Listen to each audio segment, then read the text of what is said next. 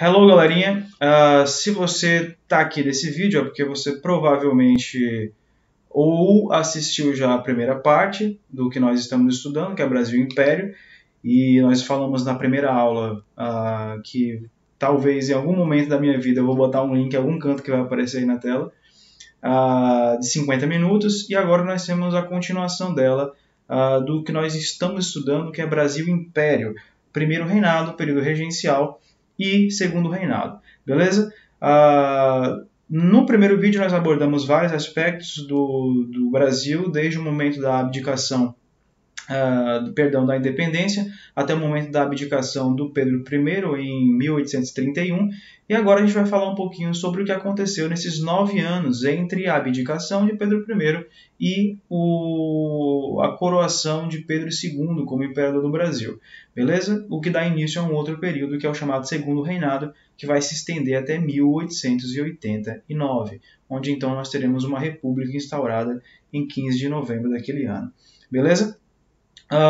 Vamos pensar aqui agora, se você tem alguma dúvida em relação ao primeiro reinado, você pode voltar no vídeo, na primeira parte, que também em algum momento da minha vida eu vou colocar aqui e vai aparecer, beleza? No momento que a gente precisa é só entender que estamos a partir do momento em que o Pedro I vai abdicar do trono, beleza? E vai colocar o filho dele como o príncipe, só que Dom Pedro II só tinha 5 anos.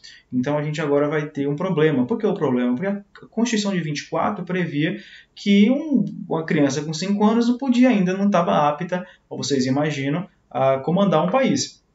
Então, como é então que a coisa vai se organizar?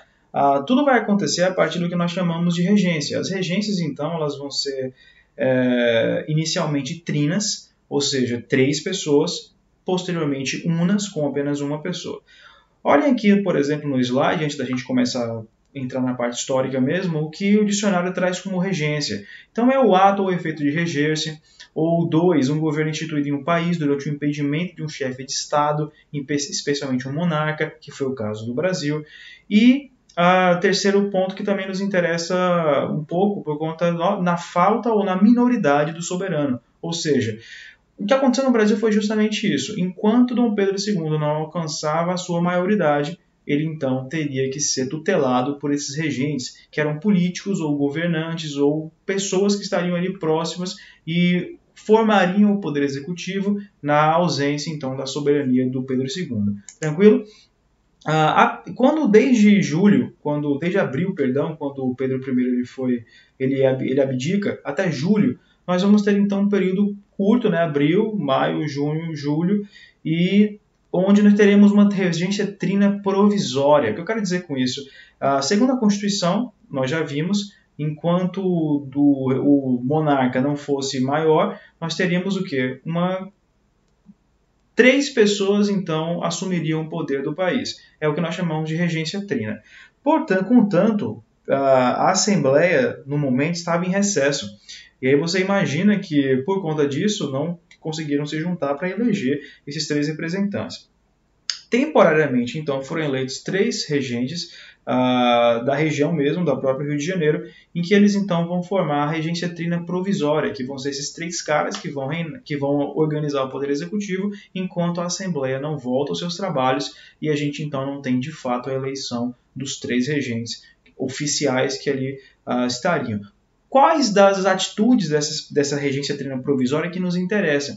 Olha ali, é a readmissão do ministério formado pelos brasileiros depostos por Pedro I. Lembra que a gota que transbordou o balde, que fez com que a população se revoltasse de uma vez com Dom Pedro I, foi ele ter excluído, ele admitiu um ministério formado só por brasileiros, e logo depois, 15 dias depois, ele cancela o ministério, porque obviamente esse ministério formado só por brasileiros era contrário a muitos daquilo que ele achava que ele deveria ter, ou seja, o poder centralizado na mão dele. Então, ele havia desfeito esse ministério, algumas pessoas inclusive tinham sido presas, e a regência trina provisória se encarrega, a partir disso, de revogar essas prisões e trazer de volta esse ministério. Tranquilão? Aí nós temos os 3 caras, nós tínhamos o senador Vergueiro, que era um cara liberal, nós tínhamos o Marquês de Caravelas, que ele representava a ala mais conservadora do Senado, e nós tínhamos o Francisco de Lima e Silva, que era o brigadeiro do Exército e representava ali as forças militares, que também tinham sido importantes no processo de pressão, né, política em cima do Dom Pedro I, enquanto até o momento em que ele vai abdicar em 1831. Ok. A Assembleia retorna, regência trina permanente, então vai ser eleita. Nós vamos ter a eleição desses 3 caras, só que não vamos entrar em detalhes de quem são, isso não é importante. O importante é que dentre esses 3 da segunda regência, da regência trina permanente, que vai de 31 a 35, quem se destaca bastante é o ministro da Justiça, o famoso Padre Feijó. E por que esse cara vai se destacar tanto nesse momento? Porque ele vai ser um defensor de uma política centralizadora, uma política que impedisse que surgissem no Brasil focos de revolta formados nesse vácuo de poder que havia se transformado o Estado logo depois da abdicação do Pedro I.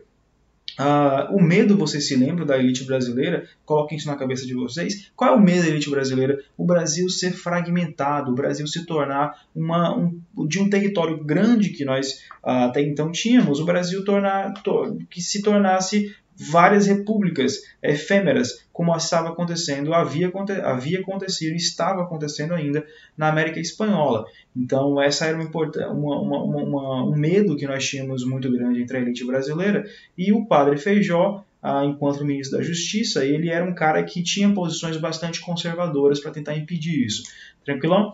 Uma das coisas interessantes que o Padre Feijó vai criar, visando fortalecer a própria defesa da nação, ao mesmo tempo tirar um pouco o foco dos militares, e a criação da famosíssima Guarda Nacional. A Guarda Nacional vai ser criada em 1830, e ela era uma milícia armada que havia sido criada, como eu falei, pelo Padre Diogo Feijó, e era comandada por aristocratas regionais que adquiriam o título de coronel. Ou seja, os oficiais da Guarda Nacional, eles eram os líderes aristocráticos, os líderes políticos locais. A própria noção do que nós chamamos de um coronel, que depois vai ficar muito famosa no período republicano, principalmente na República Velha, ela surge a partir disso. Quem eram os coronéis? Eram grandes latifundiários, pessoas ricas da região que conseguiam, inclusive, impor seu poder político localmente. Nós tivemos, inclusive, por conta disso, esse fenômeno dos coronéis no Brasil praticamente inteiro. Eu hoje moro no sul da Bahia, morava no sul da Bahia, hoje eu moro no sudeste da Bahia, e é visível como esse passado dos coronéis é muito forte, entende? Porque você tinha as principais famílias, elas eram as mais ricas, produtoras dos principais gêneros do período imperial, cacau, no caso da minha região, mas você pode estar numa região assistindo um vídeo que era couro ou café, por exemplo, São Paulo, Rio de Janeiro, e o borracha no norte do Brasil, e esses coronéis então vão ter essa força muito preponderante mesmo nas regiões em que eles fazem parte. Os objetivos principais da formação da Guarda Nacional são reprimir os movimentos populares que vão começar a aparecer aí, né? Daqui a pouco a gente vai estudar um pouquinho sobre as principais revoltas do período regencial, não nesse vídeo, mas em um outro vídeo que eu vou guardar especialmente para isso, e manter a unidade territorial. Então você imagina que a criação de uma milícia local, ela favorece que focos de revoltas elas sejam controladas muito rapidamente. Então você evita que talvez você tivesse problemas com revoltas separatistas tão significativas a ponto de você transformar o Brasil em várias repúblicas. Essa e outras muitas eram os objetivos, né, da Guarda Nacional. Mas para o nosso estudo o que interessa é isso. A Guarda Nacional foi uma milícia local criada pelo ministro da Justiça, o Feijó, e que ela vai ter essa característica, né? Tanto ela fortalece as elites locais, quanto ela acaba premiando aqueles que protegem a unidade territorial brasileira e englobando também os interesses de uma aristocracia rural que o Brasil possuía, né? A expressão máxima, falando do ponto político agora, desse período que nós vamos ter a partir da regência permanente, é a formação de 3 grandes grupos que nós chamamos de partidos, mas que não são partidos da forma como nós conhecemos hoje. Os partidos políticos hoje, eles são grupos bem organizados, juridicamente tutelados, eles são representantes de uma ideologia específica. No período imperial, os que nós chamamos de partido eram, na verdade, grandes grupos de agrupamento de pensamentos semelhantes. Então, e não eram muito fechados, então você podia fazer parte de mais de um, você podia se simpatizar com um e com o outro, então era muito mais uma conexão intelectual, ideológica entre esses grupos, que nós vamos ver aqui agora, os 3 principais. Nós temos o grupo dos restauradores, o objetivo deles era a volta do Pedro I, eles defendiam o absolutismo, então eles eram os restauradores, né? Não tem outra palavra para explicar. Eles eram os amantes do que já havia sido. Eles eram os caras que queriam o retorno ali do Pedro I, que já estava em Portugal, essa hora, inclusive sendo rei de lá, e era formado por comerciantes, portugueses, militares de alta patente, altos funcionários, pessoas basicamente ligadas com um setor assim, ou comercial. Lembrem-se que quando a corte portuguesa vem para o Brasil em 1808, ela traz muita gente com ela, ou também funcionários ligados à administração colonial, então que agora era parte da administração imperial. Então eram pessoas desse naipe que viam na figura do Pedro I uma forma de manter seu status de poder, ao mesmo tempo em que o poder centralizado evitaria problemas de ordem separatista nessa nova nação, nesse novo Estado, né? Nação, vou nem dizer nação ainda vai surgir, mas nesse novo Estado que está aparecendo aí. O segundo grupo eram os grupos dos liberais exaltados. Eles buscavam a descentralização do poder, buscavam a autonomia administrativa das províncias, eles se espelhavam muito no sistema federalista que havia sido implantado nas colônias, né, nas antigas 13 colônias, e que hoje, nessa data, já eram Estados Unidos da América, e eles inclusive buscavam uma república. Lógico que não eram todos que pensavam assim, você talvez encontraria indivíduos dos liberais exaltados que englobassem na sua forma de pensar 2 ou 3 desses pontos, alguns mais exaltados, todos os 4.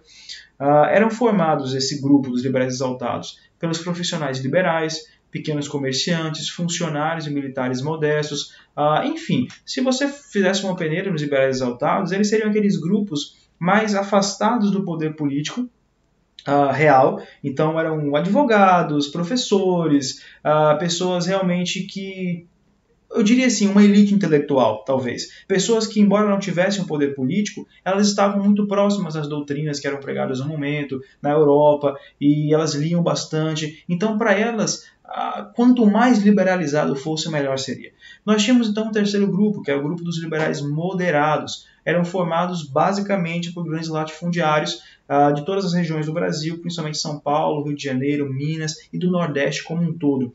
Por que esses caras eram liberais moderados? Porque ao mesmo tempo que eles queriam manter o seu poder, eles queriam manter os seus interesses locais, eles queriam poder dar as cartas no jogo político da sua localidade, das suas regiões, das suas províncias, eles ao mesmo tempo não queriam de forma nenhuma que ocorresse uma desagregação do território brasileiro, ou seja, isso prejudicaria, caso acontecesse, as suas próprias posses, seria um tiro que saía pela culatra, digamos assim.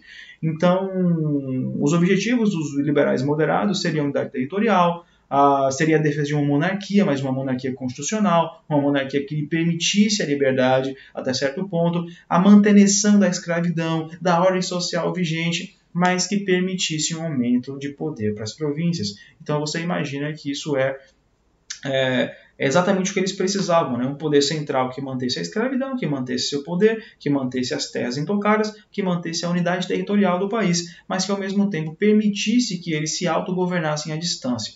Então esses 3 grupos resumem muito bem o panorama político do momento. Olhem esse outro quadro que eu trouxe para vocês. Aqui nós temos a evolução dos grupos políticos do Brasil desde períodos anteriores a 1822, onde nós temos o Partido Português e o Partido Brasileiro. Lembra? 1808, os grupos que defendiam o Dom João VI e o Dom Pedro I, e o Partido Brasileiro que queria a independência. E quando nós entramos no governo do Dom Pedro, terminamos, né, o governo do Dom Pedro I, nós vamos ter o quê?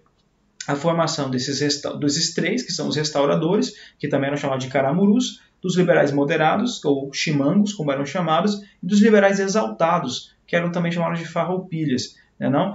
E a gente vai ver que a gente não chegou ainda, mais pra frente a gente comenta os outros dois, mas ainda vão ocorrer mudanças no período imperial mesmo, sobre a respeito desses grupos de poder. Tranquilo? Mais uma coisa interessante, do ponto de vista da liberdade, da liberalização, talvez, do poder político, nós temos dois acontecimentos que vão marcar muito esse processo de abertura, digamos assim, de uma tentativa de avançar nas pautas de liberdade das províncias. Então você tinha até então uma briga contra o Dom Pedro I, que vocês se lembram, era um cara, segundo as elites brasileiras, era um cara autocrático, era um cara que tinha centralizado o poder em si, o poder moderador, blá blá blá, vocês já viram isso. Mas agora nós temos então tentativas de tornar esse poder mais liberalizado, inclusive tentar fazer esse poder mais liberalizado no ponto de vista jurídico. Então, um desses pontos é o Código de Processo Criminal, que vai ser instituído em 1830. Até então, se você cometesse um crime, ou se você uma infração, qualquer tipo de delito durante até 1830, as penas seriam aplicadas com base em legislações de origem portuguesa. E eram legislações, inclusive, muito antigas. Por exemplo, tanto o Código Civil ainda não existia nesse momento, quanto as leis penais, elas eram baseadas em ordenações, em leis esparsas, emitidas, inclusive, ainda no período do Brasil colônia. As famosas ordenações filipinas, por exemplo, instituídas pelo rei Filipe II de Espanha, quando o Brasil ainda era unido com a Espanha, né? Galera da União Ibérica, 1580 e 1640. Então, algumas dessas leis ainda valiam, para vocês terem ideia. Então, eram grandes compilados de leis. Você não encontrava um livro só, um tomo, como nós temos hoje com o Código Civil, com o Código Penal. Ou ainda não havia ocorrido ainda o processo de codicização, como já havia acontecido, por exemplo, na França, com o Código Napoleônico. Você tinha ainda leis esparsas, e isso atrapalhava bastante o processo de autonomia jurídica desse novo Estado que se formava. Então, o Código de Processo Criminal de 1830, ele vai alargar, e perceba como as características dele permitem uma maior liberdade das províncias. Você tinha o alargamento do poder dos juízes de paz, por exemplo, que eram eleitos nas localidades, com poder de polícia, com poder judiciário, por exemplo, e que muitas vezes eram influenciados as suas escolhas pelos coronéis locais criados a partir da Guarda Nacional, que vai aparecer logo depois. Então, isso permitia que as elites locais elas tivessem um poder muito grande. Provavelmente, a depender de onde você mora, eu falo para quem mora na minha cidade, por exemplo, Jequié, Bahia, aqui acontecia muito isso. Dos juízes de paz, posteriormente, né, serem influenciados, serem escolhidos ou serem colocados no poder por conta das influências das elites locais. Era um sobrinho, era um tio, era um amigo, enfim, alguém com os quais os coronéis poderiam barganhar depois das decisões políticas. Isso permitiu também uma influência, como eu falei para vocês, das elites agrárias nas decisões locais do país. Mais algumas coisas interessantes foi a instituição do Tribunal do Júri, foi a criação do habeas corpus, né, que é um remédio constitucional importantíssimo, corpo livre, como nós chamamos, algo que nos protege das ingerências do poder central, que possa realizar alguma prisão arbitrária, enfim. O ministro Feijó, nesse momento, ele vai exigir que a Assembleia ampliasse seu poder. A despeito de todo esse Código de Processo Criminal que aumenta a liberdade, o Feijó ele exige, de certa forma, que o poder comece a se concentrar na figura dele. E, a partir desse momento, ele inclusive utiliza a Guarda Nacional para pressionar os deputados durante as votações, mas isso não adianta. Então, o processo de liberalização estava andando a passos largos. O golpe vai falhar, o Feijó ele vai renunciar ao cargo de ministro da Justiça e nós temos então os liberais exaltados e moderados no poder a partir da próxima regência. A outra coisa que nós temos muito interessante nesse momento é o ato adicional de 1834.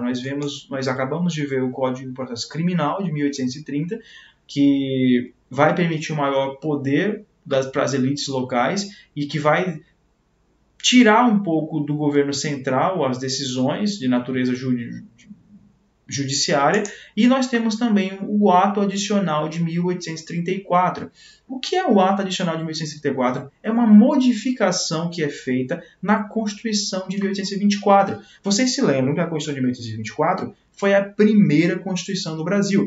Antes disso, nós tivemos um protótipo de Constituição, que foi a de 1823, apelidada também Constituição da Mandioca, que o Dom Pedro foi lá e cancelou, porque ela cortava o poder político dele, ela o controlava. Então ele afasta essa de 23 e outorga uma em 24, que é uma Constituição centralizadora, em que ele institui o poder moderador, enfim.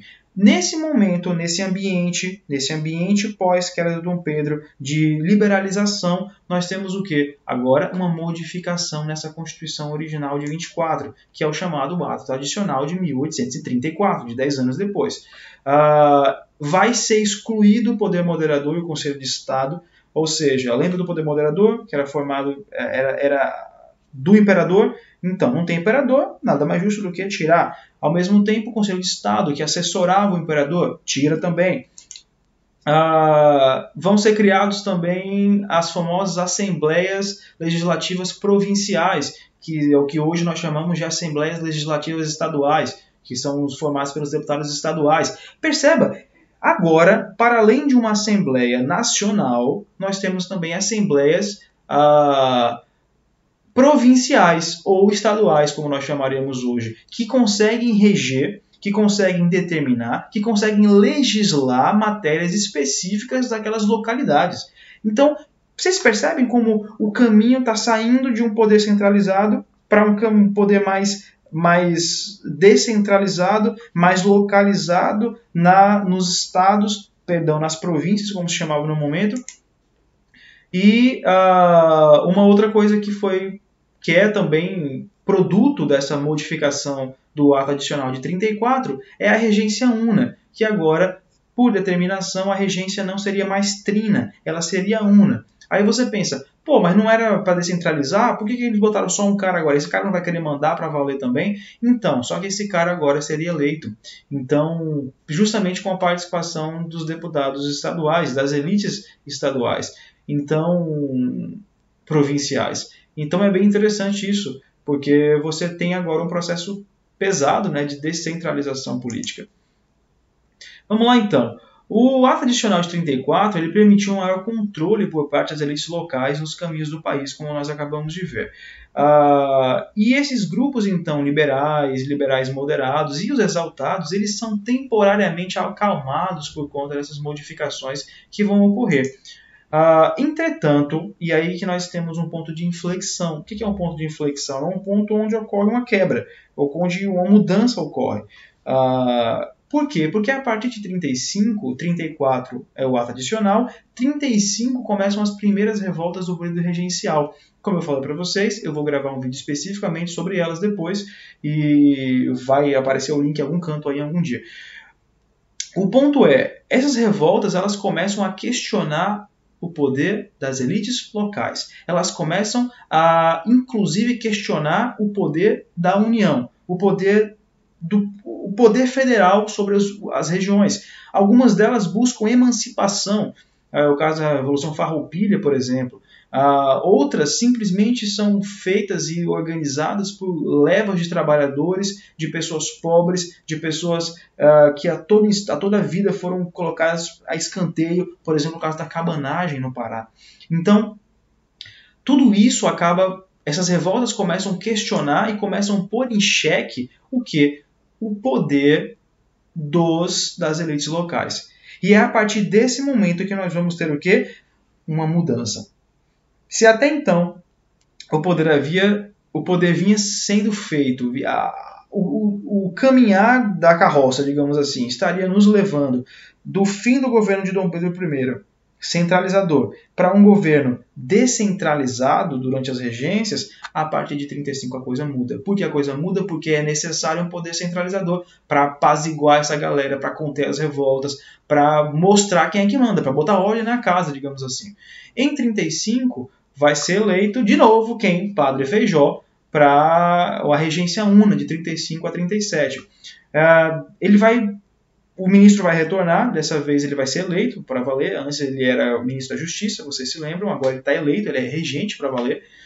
Só que o governo dele vai ter um desgaste muito grande logo no início e ao longo dos anos, porque ele vai ter um embate muito pesado com a Igreja Católica, ele vai querer decidir coisas que às vezes nem estavam na alçada dele. Por exemplo, ele vai questionar o celibato da Igreja Católica. Enfim, tudo isso vai acabar desgastando a figura do Padre Feijó.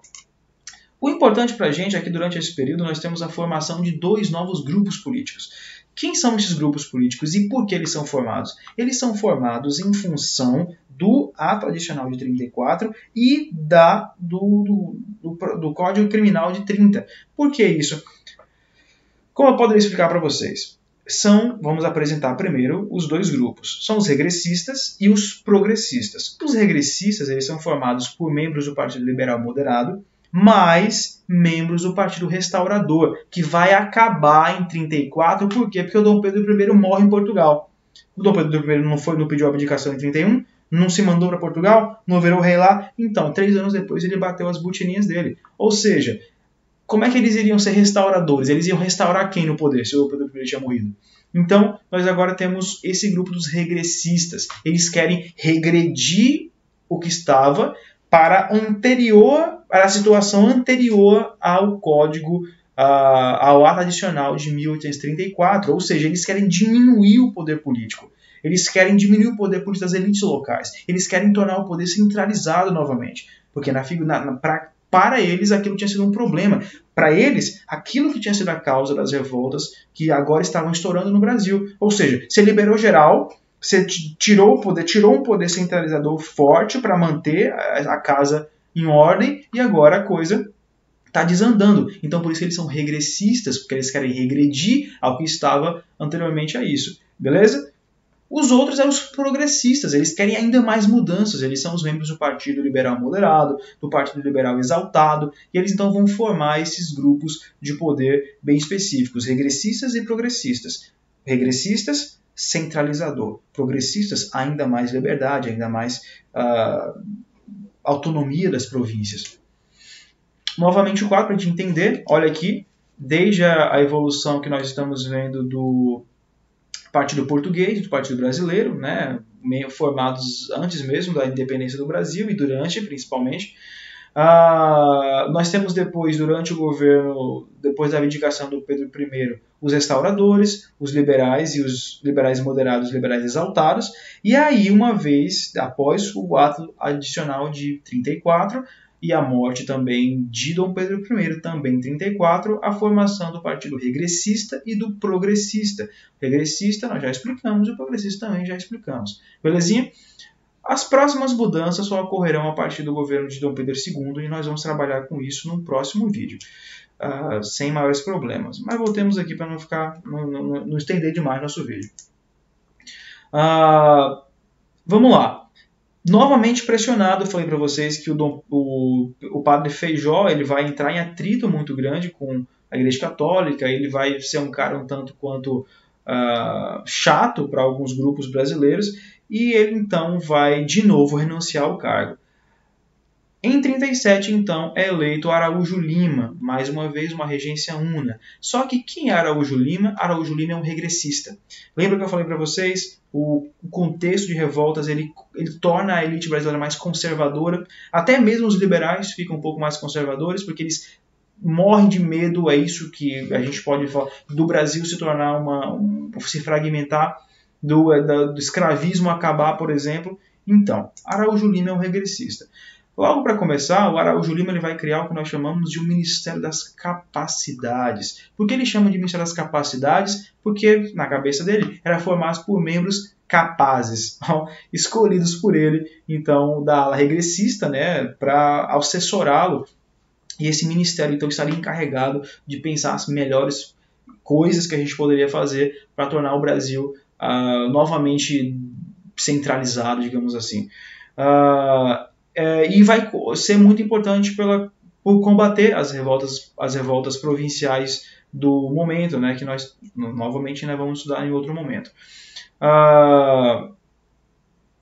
Ao mesmo tempo, eles vão culpar o ato adicional de 34 por essas revoltas, inclusive vão apelidar esse ato adicional de 34 como ato da anarquia. Por quê? Porque na cabeça deles, o ato de 34 ele foi tão descentralizador que ele criou um ambiente completamente anárquico, como se o poder não existisse. E eles então vão, baseados nisso, nessa crítica que eles fazem ao ato adicional de 1834, eles vão criar uma outra lei, que é a chamada Lei Interpretativa do Ato Adicional de 1834, que ela vai reinterpretar o que estava dito naquela lei, naquele ato adicional. E o que eles querem com isso? Eles querem tornar a interpretação centralizadora. O que eles fazem? Vão modificar as liberdades dadas às províncias, com o ato adicional de 34, nós teremos então o controle das estruturas judiciais, policiais, administrativas para o governo central. É mais ou menos assim. É como se eles quisessem, eles olham para o ato de 34 e falam, olha, velho, aquilo foi merda, aquilo deu ruim. Aquilo liberou geral. Então agora vamos criar uma outra lei para interpretar aquilo de novo e dizer, olha, não é bem assim não, mano. A gente precisa que isso aqui fique, a gente precisa que o poder central tenha força de novo. E a gente não vai cancelar as coisas que o ato adicional 34 tinha oferecido, que eram as maiores liberdades para as províncias. Falando agora de algumas características culturais, por exemplo, é a partir desse momento, acho que eu já falei para vocês isso várias vezes, né? Eu gosto de falar isso e gosto mesmo, não vou pedir desculpa não. Mas a pegada toda é que a gente precisa entender que o Brasil ele não nasceu Brasil. Ele não nasceu as pessoas não nasceram. O que nós conhecemos como Brasil não nasceu como nós achamos que hoje ele é. Essa união que existe, essa noção de Brasil, de brasilidade. Pô, eu nasci em São Paulo, cresci na Bahia, mas se eu for em Manaus eu me sinto brasileiro, se eu for em Porto Alegre eu me sinto brasileiro, se eu for no Ceará eu me sinto brasileiro, e vice-versa. O século XIX é o século da criação disso. Antes disso, o Brasil não tinha nenhum tipo de... não era oficialmente um local onde as pessoas se sentiam brasileiras. E várias criações e vários patrocínios feitos pelo Estado brasileiro nesse momento vão começar a gerar, a fabricar, não tem outra palavra melhor do que isso, fabricar a brasilidade, fabricar a nação brasileira. Nós temos, por exemplo, a criação do Colégio Pedro II, durante o governo de Araújo Lima, um colégio que até hoje, né, ele funciona com verbas federais, se não me falha a memória, e ele tinha essa ideal de educar a população mais jovem do Rio de Janeiro. Nós temos a criação do Arquivo Público Nacional, que vai ser pela primeira vez o local onde nós vamos ter a reunião de documentos, de tentativas de começar a olhar para o passado, e baseados na história, criar agora a imagem de um país novo. Olha, o que é o Brasil? O Brasil surgiu lá em 1500, quando o Cabral, né? Já estou confundindo os nomes, quando o Cabral pisou aqui, ou seja, de criar uma história nacional. Vocês percebem como a história entra? Às vezes a gente fala que a história, eu sempre brinco, a história ela não dá dinheiro do ponto de vista monetário. Eu nunca vi nenhum historiador que ficou tão rico assim, um ou outro. Mas, no geral, a história ela serve a algo muito importante. A história ela serve à construção de narrativas. E essas narrativas são disputadas, muitas vezes. Um exemplo disso, ditadura militar. Foi boa ou foi ruim? Vocês percebem como hoje em dia a discussão em torno disso ela é muito forte? Pô, mas o que foi a ditadura militar? Por que a gente está tão... Qual é a importância de discutir se ela foi boa ou se ela foi ruim? Porque nós estamos brigando com a memória, nós estamos brigando com o que é que nós deixaremos para as pessoas da frente. com a reputação de seres, de certas pessoas, e isso mexe com a cabeça, mexe com o poder.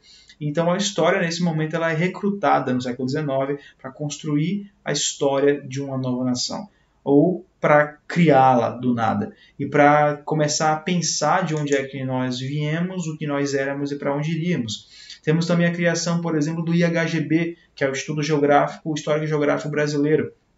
Para vocês terem ideia, em vários momentos o IHGB, ele, que eu diria que é o pai do atual IBGE, Instituto Brasileiro de Geografia e Estatística, ele contratava pessoas, fazia concursos, por exemplo, para determinadas pessoas, para pensar assim, como é que nós escreveríamos a história do Brasil?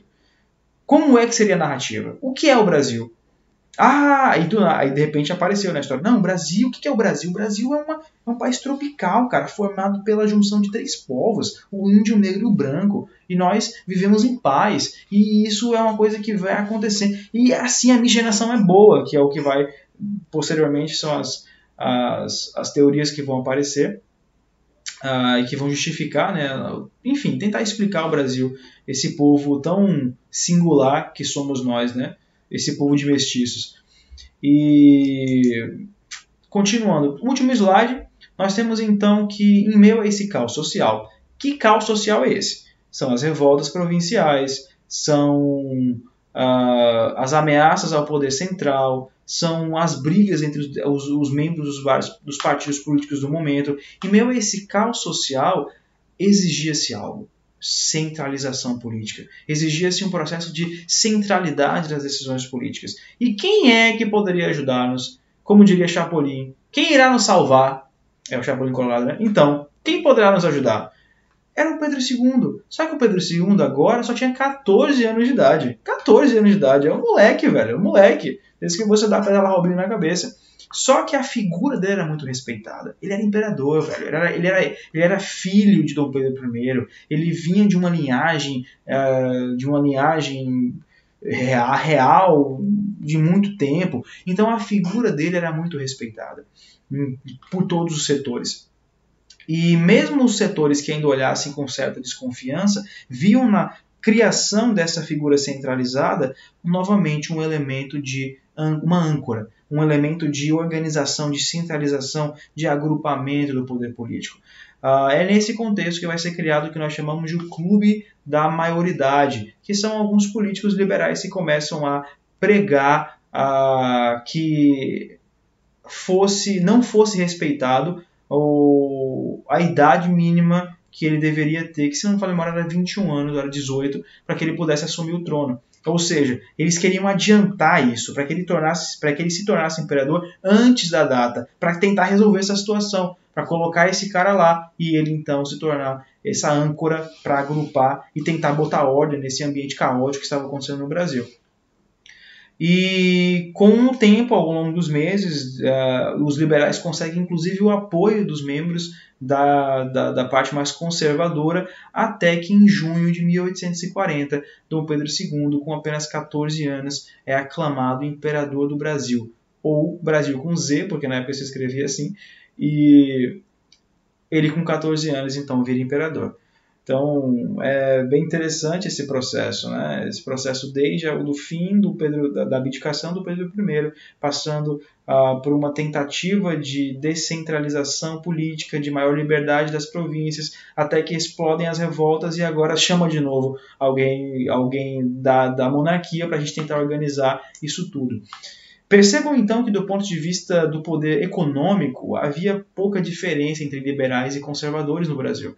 A gente fala, né? Tinha os liberais, tinha os conservadores, tinham blá blá. Mas do ponto de vista da manutenção do poder deles, eles eram muito parecidos. Independente do que eles pensassem, do que eles quisessem, eles queriam se conservar no poder. Ninguém estava interessado em investir em um processo liberal que ameaçasse as suas posses, a base da sua riqueza, que era o trabalho escravo, que ameaçasse essa pirâmide que era, e ainda é, né, mas que era muito mais a sociedade brasileira, dos que mandam e dos que obedecem. Então ambos estavam unidos nesses interesses de tentar manter o poder político nas mãos das oligarquias latifundiárias e principalmente em torno da defesa do trabalho escravo, que era muito importante. Lembrem-se, o nosso país ele não pode ser explicado se você tirar de qualquer equação social nossa. Equação social, pareceu até positivismo. Mas se você tirar de alguma equação, se você tirar da equação, metaforicamente falando, o fator escravismo. O nosso país surgiu através do trabalho escravo. Primeiro indígena, depois negro. E isso era o que rodava, o que fazia circular as engrenagens do poder político brasileiro e do poder econômico brasileiro. Então, a defesa do trabalho escravo era algo interessante, tanto para liberais quanto para conservadores, e isso então é o elemento que vai agrupá-los em torno da figura do Pedro II, tentando torná-lo o cara, né, para ser o nosso imperador, para manter a ordem aí então. Belezinha? Além disso, obviamente, nós temos o meio das revoltas, que pudessem transformar o país em uma série de repúblicas independentes e esparsas e sem poder, realmente, naquele momento, como acontecia na antiga América Espanhola. Lembrem-se, o Brasil continuou o Brasil do mesmo tamanho, na verdade ainda aumentou ainda mais quando após sua independência. Já as colônias da América Espanhola não, elas se fragmentaram em várias republiquetas, que naquele momento não tinham muita importância e tinham brigas muito sérias entre si. Belezinha? Nós ficamos por aqui, nosso slide acaba. Eu agradeço a vocês que assistiram o vídeo até agora. Como eu falei, eu vou gravar um vídeo depois, especificamente sobre as revoltas do período regencial, que a gente vai discutir algumas coisas importantes sobre isso. Beleza? Mais uma vez, valeu e falou!